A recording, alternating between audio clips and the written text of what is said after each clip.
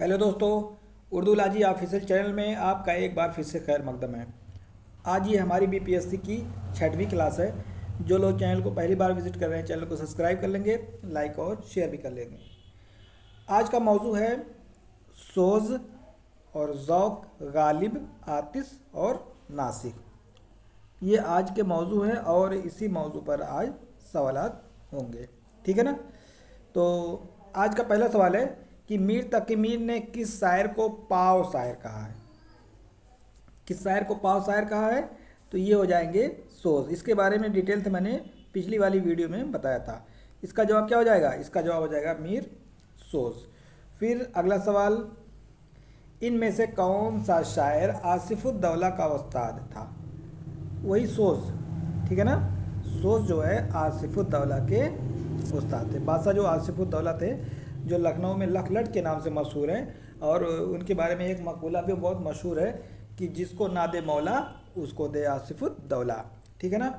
तो ये आसिफुद्दौला के उस्ताद कौन है? मीर सोज़, ठीक। और इनका जो ज़माना है वो मीर, सौदा, दर्द, सोज़ सब एक ही ज़माने के शायर हैं। और फिर अगला सवाल है कि गालिब की कौन से शायर से चश्मक थी? तो गालिब की कौन से शायर से चश्मक थी? तो इसका जवाब हो जाएगा ज़ौक़। जब तक ज़ौक़ बहादुर शाह ज़फ़र के दरबार में थे, गालिब को फटकने तक ना देते थे। और जब ज़ौक़ का इंतकाल हो जाता है तो बहादुर शाह ज़फ़र ने जो है गालिब को अपना उस्ताद बना लिया, ठीक है ना। हालांकि बहादुर शाह ज़फ़र चाह रहे थे कि जो है गालिब दरबार में आ जाए, लेकिन ज़ौक़ के रहते हुए वो जो है वो आसपास भी नहीं आ पाते थे। तो खैर, ज़ौक़ से जो है अदबी चश्मक थी। और ज़ौक़ का एक शेर है, गालिब का एक शेर है। दरअसल ज़ौक़ जो है एक बार पालकी में जा रहे थे तो गालिब के दोस्तों ने कहा कि उस्ताद ज़ौक़ आ रहे हैं, तो उन्होंने एक मिसरा कहा था कि बना है शह का मुसाहिब फिरे है इतराता। यानी बादशाह बहादुर शाह ज़फ़र का बहुत मुसाहिब, बहुत करीबी बना हुआ है और बहुत इतरा रहा है। ये ज़ौक़ को कह रहे थे गालिब। तब उसके बाद एक मुशायरा रखा जाता है दरबार में, किले में, और गालिब को भी बुलाया जाता है। तो गालिब, उसकी शिकायत जो है बहादुर शाह ज़फ़र को पहुंची थी। तो बहादुर शाह ज़फ़र ने गालिब से पूछा कि क्यों गालिब, आपने ये शेर कहा था, ये मिसरा कहा था कि बना है शह का मुसाहिब फिरे है इतराता। तो गालिब ने कहा कि हाँ कहा था, ये मेरी गज़ल का मतलब उला है। तो उसके बाद कहा कि पूरी गज़ल सुनाइए। फिर वही मतलब कि सुनाया कि बना है शह का मुसाहिब फिरे है इतराता, वगरना शहर में गालिब की आबरू क्या है। तो इन सारे बहुत से शेर इस तरीके से हैं जिससे पता चलता है कि ज़ौक़ और गालिब में चश्मक थी। एक वो था जो शादी ब्याह के मौके पर पढ़ा जाता है, सेहरा। तो एक सेहरा जो है लिखा था गालिब ने, और गालिब ने जब सेहरा लिखा तो उसमें जो है उसके लास्ट वाला शेर है उसमें ताल्ली के तौर पर इस्तेमाल कर दिया था, यानी डींग हाँकना, यानी अपनी बड़ाई कर दी थी गालिब ने। तो उसके जवाब में भी जो है ज़ौक़ ने एक सेहरा लिखा था। खैर, इतना यहाँ जानना है कि ज़ौक़ की गालिब से चश्मक थी। फिर अगला सवाल है कि ज़ौक़ कौन से बादशाह के दरबार में थे? उन्होंने उस बादशाह की मदह में कसीदे भी कहे। तो ज़ौक़ जो है बहादुर शाह ज़फ़र के दरबार में थे। हालांकि जो इसके, अगर इनके पहले की बात की जाए बहादुर शाह ज़फ़र के, तो बहादुर शाह ज़फ़र के वालिद अकबर शाह सानी के दरबार में पहले थे। अकबर शाह सानी ने ही उनको खाकानी हिंद का खिताब दिया। उसके बाद जब बहादुर शाह ज़फ़र बैठे तब जो है ये उनके उस्ताद भी हुए, ठीक है ना। तो बहादुर शाह ज़फ़र के ये दरबारी शायर थे और बहादुर शाह ज़फ़र की मदह में जो है इन्होंने बहुत सारे कसीदे कहे हैं। सावन में दिया फिर मह शव्वाल दिखाई, ये बहुत ही मशहूर कसीदा है ज़ौक़ का बहादुर शाह ज़फ़र की मदह में। सावन में दिया फिर मह शव्वाल दिखाई, इसको लिख लीजिएगा। फिर अगला सवाल है, सवाल नंबर 5, आतिश की कौन से शायर से मुआशिराना चश्मक थी? आतिश की किस शायर से थी? तो आतिश और नासिक दोनों का नाम एक साथ लिया जाता है, ठीक है ना। और दोनों का ताल्लुक दबिस्तान लखनऊ से है। तो इन दोनों में अदबी चश्मक थी। क्लियर हो गया ना। फिर आगे अगला सवाल है कि अदबी चश्मक का कौन सा जोड़ा दुरुस्त नहीं है? यानी इसमें 3 दिए गए हैं जिसमें एक गलत है। तो अनीस दबीर लखनऊ में चश्मक थी, आतिश नासिक थी, ज़ौक़ गालिब थी, ये मोमिन गालिब, ये वाला ऑप्शन सही नहीं है, ठीक है ना। तो इसका जवाब क्या हो जाएगा, मोमिन और गालिब, ऑप्शन नंबर 2। फिर अगला सवाल है कि मिर्ज़ा गालिब की पैदाइश कब और कहाँ हुई थी। गालिब की पैदाइश हुई थी 1797 में। 1797 में ये आगरा में पैदा हुई है। उसके बाद इनकी जो है शादी हो गई, फिर दिल्ली चले आए और दिल्ली में ही सारी ज़िंदगी बसर की, ठीक है ना। तो इसका जवाब क्या हो जाएगा, 1797 में आगरा में ये पैदा हुए। फिर अगला सवाल, इनमें से कौन से शायर की वफ़ात 1854 में हुई थी और दिल्ली में हुई थी। दिल्ली में 1854 में किसकी वफ़ात हुई थी, तो ये हो जाएंगे ज़ौक़, जो कि बहादुर शाह ज़फ़र के उस्ताद थे, ठीक है ना। फिर अगला सवाल है कि इनमें से कौन बहादुर शाह ज़फ़र का उस्ताद नहीं। तो बहादुर शाह ज़फ़र के 3 उस्ताद थे। पहले जो उस्ताद थे वो शाह नसीर थे, पहले उस्ताद जो थे वो शाह नसीर थे, और इनको जो है ये सांवले रंग के थे, इसी वजह से जो है इनको कल्लू मियाँ भी कहा जाता है, ठीक है ना। क्या कहा जाता है, कल्लू मियाँ भी इनको कहा जाता है शाह नसीर को। उसके बाद शाह नसीर के बाद दूसरे नंबर पे हो जाएंगे ज़ौक़, फिर तीसरे नंबर पे हो जाएंगे गालिब, ठीक है ना। तो इसका जवाब क्या हो जाएगा, ये मोमिन, यानी मोमिन जो है बहादुर शाह ज़फ़र के उस्ताद नहीं थे। फिर अगला सवाल, इनमें से कौन सा खिताब गालिब का नहीं है। एक दबीरुद्दौला, दबीरुल मुल्क निज़ाम जंग, नजमुद्दौला। तो नहीं पूछा है, तो ये तो तीनों है, जो ये नीचे तीनों दिख रहा है स्क्रीन पर, दबीरुद्दौला, निज़ाम जंग और नजमुद्दौला, ये तो तीनों है, ये ऊपर वाला नहीं है, ठीक है ना। ये इसका जवाब क्या हो जाएगा, दबीरुद्दौला। क्लियर। चलिए आगे अगला सवाल है कि अकबर शाह सानी ने कौन से शायर को खाकानी हिंद का खिताब दिया था। अभी हमने बताया था पीछे कि सबसे पहले वो अकबर शाह सानी के दरबार में थे और एक कसीदा कहा था। 19 साल की उम्र थी इनकी। 19 साल की उम्र में ज़ौक़ ने एक कसीदा कहा था। उस कसीदे में टोटल 18 शेर थे। कितने शेर थे, 18 शेर थे, और 18 शेर जो ये थे 18 ज़बान में थे। तो 19 साल की उम्र में 18 शेर कहे 18 ज़बान में, और इस कसीदे पर खुश होकर के अकबर शाह सानी ने ज़ौक़ को खाकानी हिंद का खिताब दिया। जबकि सरतान व असद महर का ठहरा मस्कन, ठीक है ना, जबकि सरतान व असद महर का ठहरा मस्कन, ये वाला कसीदा है, और इसी कसीदे पर उनको जो है ये खिताब मिला था। खाकानी हिंद माने क्या होता है, हिंद यानी हिंदुस्तान का खाकानी। ईरान में एक फ़ारसी का बहुत ही अच्छा कसीदा निगार था, उसका नाम था खाकानी, और बहुत ही ज़्यादा मशहूर था। तो उसी मुनासिबत से अकबर शाह सानी ने इनको खाकानी हिंद का खिताब दिया। यानी वो ईरान का था तो ईरानी हिंद हो गया, मतलब कि वो जो है ईरान का था तो खाकानी जो है वो ईरान का कहलाया, और यहाँ हिंदुस्तान का इनको कहा गया। क्लियर हो गया ना। तो ये इसका जवाब हो जाएगा ऑप्शन नंबर 1 ज़ौक़। फिर हम आते हैं अगले सवाल पर। सौदा के इंतकाल पर किसने कहा था कि मेरा पहलवान सुखन मर गया। ये बात किसने कही थी, ये कही थी शाह हातिम ने, शाह हातिम, ज़हूरुद्दीन हातिम, ठीक है ना। अगर हम सौदा की बात थोड़ी सी कर लें तो सौदा के उस्ताद कौन कौन से थे।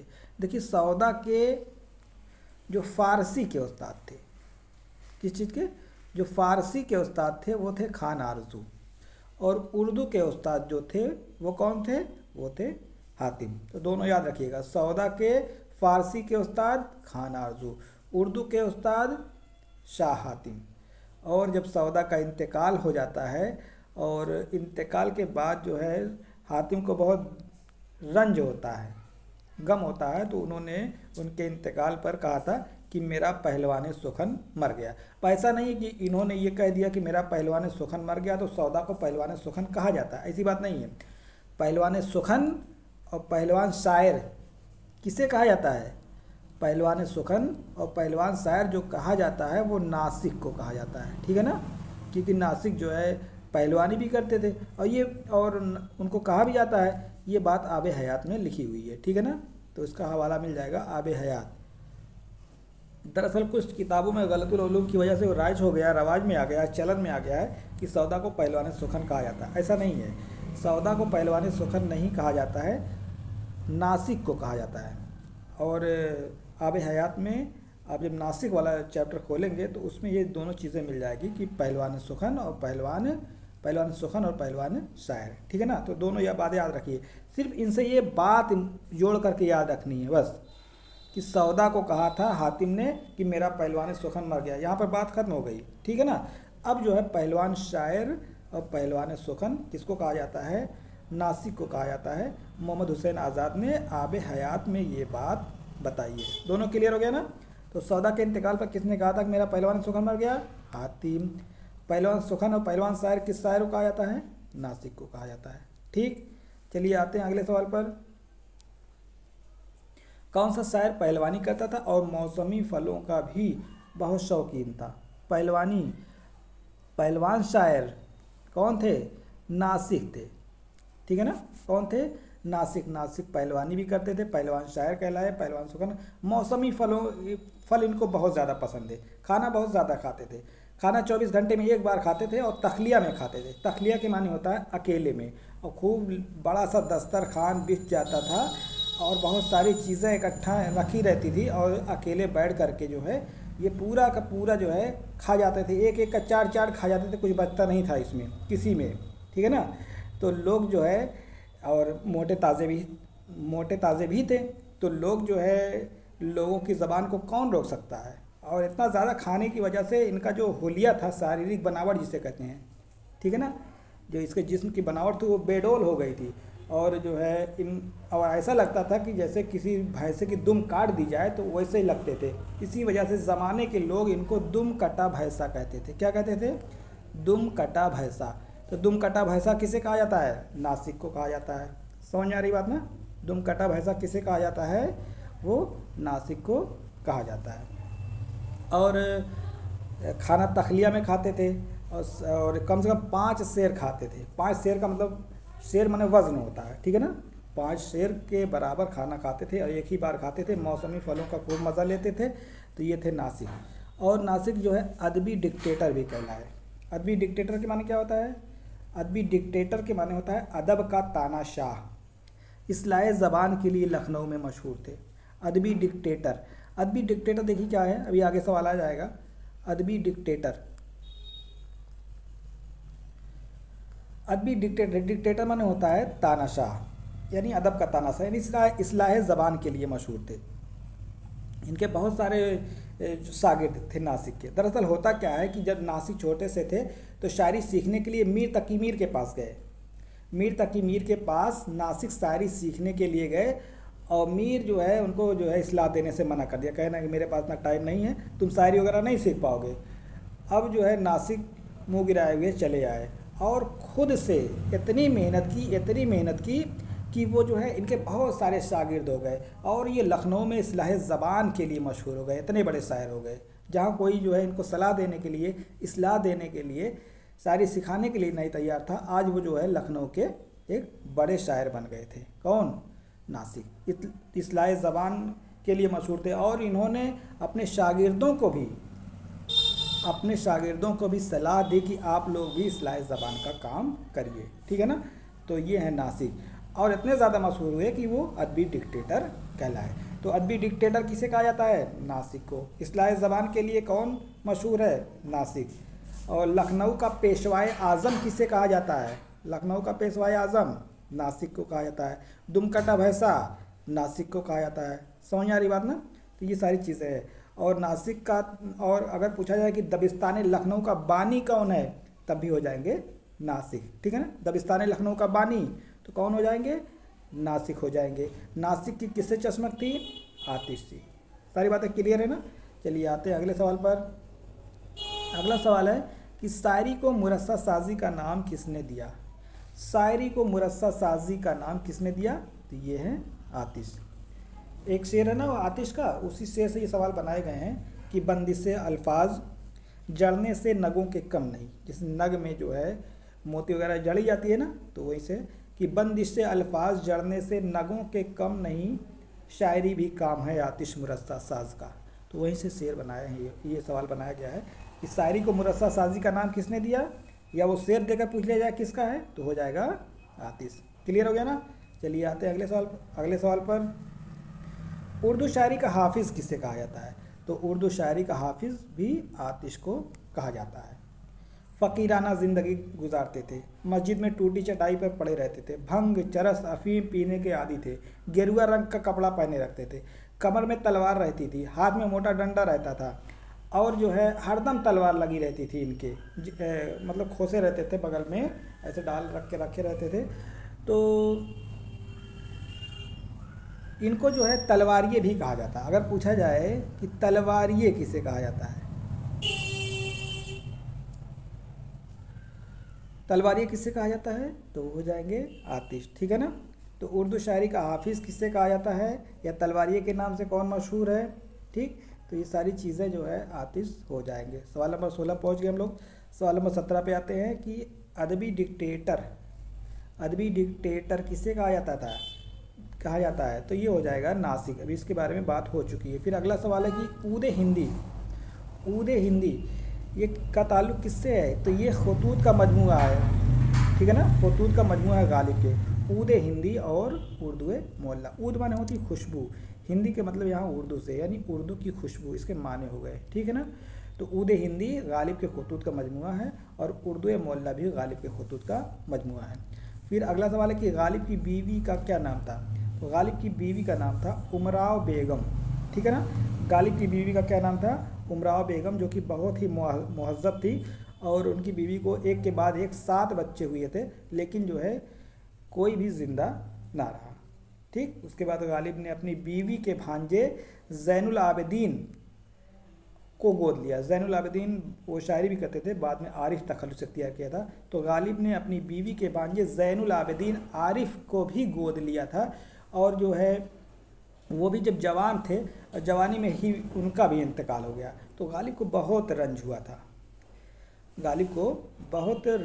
था, और उस वक्त गालिब गए हुए थे वहाँ पे, कलकत्ता में गए हुए थे अपनी पेंशन की बहालियों के लिए। जब घर वापस आते हैं तो पता चला कि जो आरिफ जिसको गोद लिया था वो भी जो है इंतकाल फरमा गए। तो बहुत रंज हुआ था। तो उसी पे उन्होंने एक मरसिया कहा था, शख्सी मरसिया है कि लाजिम है कि देखो मेरा रास्ता कोई दिन और, तन्हा गए क्यों अब रहो तन्हा कोई दिन और, जाते हुए कहते हो क़यामत को मिलेंगे, क्या खूब क़यामत का है गोया कोई दिन और। तो ये मरसिया है, शख्सी मरसिया है, गालिब ने अपनी बीवी के भांजे ज़ैनुल आबिदीन आरिफ की मौत पर कहा था। ठीक है ना। तो ये भी बातें आपको मालूम रहनी चाहिए। चलिए, तो गालिब की बीवी का नाम क्या था, उमराव बेगम। उमराव जान नहीं, उमराव जान एक तवाइफ है होती है, जो कि एक नावल है मिर्ज़ा हादी रुसवा का, उमराव जान अदा, उसी में है ये। इसके बारे में बाद में बात। अगला सवाल, गालिब ने पेंशन की बहालियों के लिए कहाँ का सफ़र किया था, तो कलकत्ता का सफ़र किया था। ठीक है ना।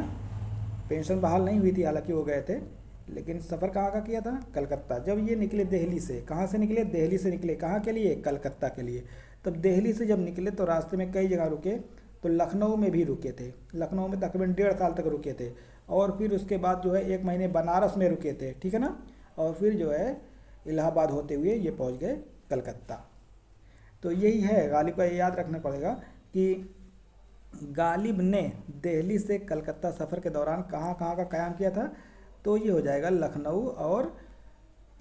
लखनऊ में और बनारस में। ये 2 जगह ज़्यादा अहम है। हालांकि और जगह रुके थे, बांदा में रुके थे और इलाहाबाद में रुके थे, लेकिन ये दोनों चीज़ें आपको याद रखना है। बनारस में ये और लखनऊ में 2 जगह इन्होंने, इनका अहम क़याम है। और बल्कि जब यहाँ पे रुके हुए थे लखनऊ में, तो इनकी मुलाकात मीर अनीस से हुई थी। किससे हुई थी, मीर अनीस से इनकी मुलाकात हुई थी। और उसके बाद जब ये पहुँचे, वहाँ से बनारस पहुँचे, तो बनारस के घाट से मुतासिर होकर के उन्होंने एक मसनवी लिखी थी, चरागे दैर। क्या लिखी थी, चरागे दैर। अगर पूछा जाए चरागे दैर किसकी मसनवी है, तो ये हो जाएगी चरागे दैर गालिब की मसनवी है, जो कि बनारस के घाट से मुतासिर होकर के, वहाँ के कल्चर से मुतासिर होकर के उन्होंने मसनवी लिखी थी। ठीक है ना। क्योंकि बनारस के जो घाट होते हैं, वहाँ जब चिराग जलाए जाते हैं, तो उसकी मंजर कशी की है इन्होंने। ठीक है ना। तो ये हो जाएगा चरागे दैर क़यामे बनारस के दौरान लिखी थी। और फिर कलकत्ता में पहुँचे थे तो वहाँ एक मसनवी लिखी थी बाद मुखालिफ। तो दोनों बातें याद रखिएगा, बाद मुखालिफ किसकी है, ये भी गालिब की है क़याम कलकत्ता के दौरान। और चराग दैर किसकी है, गालिब की है क़याम बनारस के दौरान। लखनऊ में मीर अनीस से मुलाकात हुई थी। और उसके बाद जो है उन्होंने जो सफ़र किया था तो कहाँ का किया था, कलकत्ता का। क्लियर हो गया। चलिए आगे आते हैं अगले सवाल पर। इनमें से कौन दबिस्तान लखनऊ का शायर नहीं है। आतिश तो है यहाँ पे, मोमिन, नासिक, अनीस सभी हैं। ये अनीस दिल्ली से ताल्लुक़ रखते हैं, ठीक है ना। ये मोमिन जो है ये कहाँ से ताल्लुक़ रखते हैं, ये दिल्ली, दबिस्तान दिल्ली से ताल्लुक़ रखते हैं। तो इसका जवाब हो जाएगा यही वाला। फिर हम सवाल नंबर 22 पे आते हैं। इनमें से कौन सा शायर दिल्ली के बर्बादी के बाद लखनऊ का सफ़र नहीं किया था। तो मीर तो चले आए थे, बाद में आसिफउद्दौला के दरबार में रहे। इस सौदा भी चले आए थे, सौदा का भी इंतकाल लखनऊ में हुआ था। सोच भी चले आए थे, ये जो है आसिफउद्दौला के उस्ताद ही थे। दर्द ने दिल्ली नहीं छोड़ी, ठीक है ना, दर्द ने दिल्ली नहीं छोड़ी। अगर दर्द की बात आ जाए तो यहाँ ज़ौक़ भी हो जाएंगे, ज़ौक़ भी वहीं रह गए थे, गालिब भी वहीं पर रह गए थे। 1857 की गदर वगैरह हुई थी, भले पेंशन की बहाली के लिए वो तो सफ़र किया था, लेकिन फिर आकर के दिल्ली में रहे और दिल्ली में ही इन लोगों का इंतकाल हुआ और दिल्ली में ही इन लोगों की कब्र वगैरह हैं। और बाकी ये लोग जितने हैं इन लोगों की कब्र जो है कहाँ पे है, लखनऊ में इन लोगों की कब्र है, ठीक है ना। ये लखनऊ वाले सब हो गए और ये हो जाएंगे दिल्ली में। तो क्लियर हो गया, सही बात है ना। तो दर्द ने दिल्ली नहीं छोड़ी थी। अगला सवाल कि गालिब की कौन सी किताब में 1857 की गदर के वाक़यात दर्ज हैं। तो इनकी जो किताब है दस्तनबू, फारसी ज़बान में लिखी गई है। दस्तनबू इसके माने होता है गुलदस्ता। क्या होता है, इसके माने होता है गुलदस्ता। दस्तनबू के माने होता है गुलदस्ता। दरअसल 1857 की जो गदर चल रही थी, क्रांति, 1857 की क्रांति पढ़े होंगे आप लोग। 1857 की जो जंग आज़ादी चल रही थी तो गालिब मतलब कि नज़र अंदर थे, घर के अंदर ही थे। और रोज़ डेली जो हादसात हुआ करते थे दिल्ली में, आज ये गिरा, आज इसका कत्ल हुआ, ये सारी, आज इसको फांसी दी गई, ये सारी चीज़ों को तरतीबवार इस किताब में दर्ज किया गया है। और इसमें गदर के 15 महीने के हालात दर्ज हैं। रोज़ डेली रोज़ जो कुछ होता था रोज़ ब रोज़ लिख दिया करते थे इसको, इसमें मतलब तरतीबवार, आज क्या हुआ उसको लिख दिए, आज क्या हुआ फिर इसको लिख दिए, ठीक है ना। अगले दिन क्या हुआ इसको लिख दिए, फिर अगले दिन क्या हुआ इसमें लिख दिए। तो इस किताब को रोज़नामचा भी कहा जाता है। क्या कहते हैं, रोज़नामचा। रोज़नामचा किसे कहते हैं, जिसमें रोज़ के हालात दर्ज किए जाएं, उसको रोज़नामचा कहा जाता है, ठीक है। तो दस्तनबू क्या है, रोज़नामचा है। और इसमें 1857 की गदर के हालात गालिब ने लिखे हैं, फारसी ज़बान में लिखी गई है और इसके माने होता है गुलदस्ता। क्लियर। चलिए आगे अगले सवाल पर आते हैं। मिर्ज़ा गालिब ने इब्तिदा में कौन सा तखल्लुस इख्तियार किया था। शुरू में ये असद तखल्लुस इख्तियार करते थे, लेकिन बाद में किसी असद नाम के शायर को इन्होंने सुना तो उसके अशार गालिब को बड़े भद्दे लगे। तो इन्होंने सोचा कि एक ज़माना ऐसा आएगा कि लोग जो है मेरे अच्छे अशार को उस असद से मंसूब कर देंगे, तो लोग कहेंगे कि जो है वो असद कितना ख़राब शायर था। तो इसी वजह से उन्होंने अपना तखल्लुस बदल दिया, गालिब कर दिया, है ना। गालिब को सब जानते हैं, नहीं तो अच्छे जो बुरे अशार हैं वो भी जो है गालिब से मंसूब कर दिए जाते। खैर, तो उनका शुरुआती तखल्लुस क्या था, असद था। फिर अगला सवाल है कि गालिब के ख़ानदान का सिलसिला नसब सल्जोकी ख़ानदान से होते हुए किस बादशाह से जा मिलता है। तो ये हो जाएगा बादशाह अफरासियाब। गालिब का जो सिलसिला है ये गालिब है, और गालिब का सिलसिला पहले आएगा सल्जोकी ख़ानदान, और सल्जोकी ख़ानदान वाला सिलसिला जाकर मिलता है बादशाह अफरासियाब से, ठीक है ना। अफरासियाब जो है ईरान का बादशाह था, बहुत बड़ा बादशाह था। सब जो है जंगी थे, जंग लड़ते थे, सिपाहीगिरी सबका काम था। ये लोग भी जो है जंग लड़ते थे, सल्जोकी ख़ानदान वाले। और फिर गालिब के जो आबाब अजदाद थे उन सब का भी पेशा जो है सिपाहीगिरी ही था, यानी फ़ौज में थे। और गालिब जो है शायरी वगैरह करने लगे।